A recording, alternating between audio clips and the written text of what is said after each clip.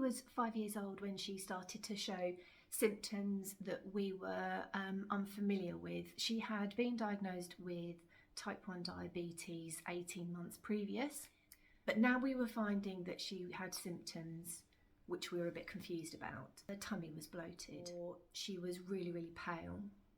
She had dark circles under her eyes. She was really, really tired all the time, very little energy. We also noticed that her fingernails were starting to peel and her hair was starting to get really dry, and in some cases it was even snapping. It wasn't until the day that I walked into the living room and saw my daughter eating the brickwork around the fireplace that I really thought something needs to be done about this. So I headed to Google and started to type in eating non-edible items. The next thing I saw was anemia and iron deficiency. So then I typed in anemia. As Bethany already had type 1 diabetes, I thought I'd type in autoimmune conditions. This was when I realised that celiac disease is also an autoimmune condition. It was then that I decided to write a diary. And in the diary, I included what Bethany was eating on a day-to-day basis, and I also included the signs and symptoms that she was getting as a result. On the day of diagnosis, we were both invited back to the hospital, and we were in a room with other professionals sitting in a circle.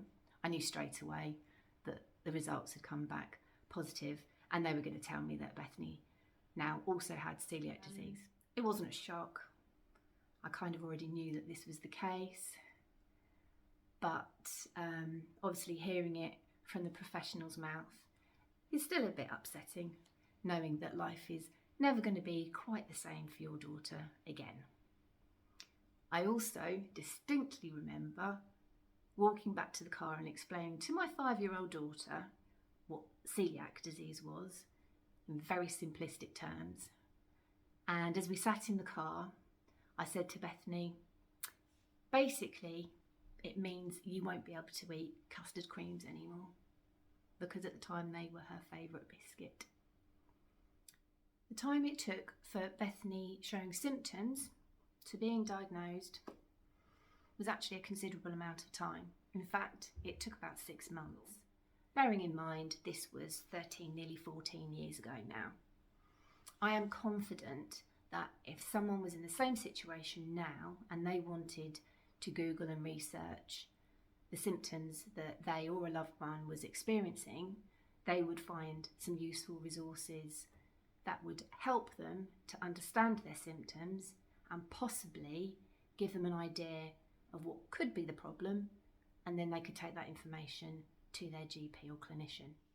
This brings me on to Coeliac Insider, which is a fantastic resource for people like you and I who might have a loved one who is experiencing the signs and symptoms of celiac disease, or for a clinician or a GP who might want to find out more about the subject, because Coeliac Insider have a list of resources that are fantastic for determining whether your symptoms match that of celiac disease. And there are also some case studies on there.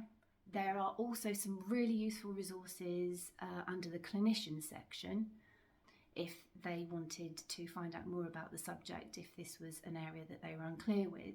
I'm confident that if we had those resources available at the time when Bethany was showing these symptoms back in 2008, that would have led to a diagnosis for Bethany a heck of a lot sooner.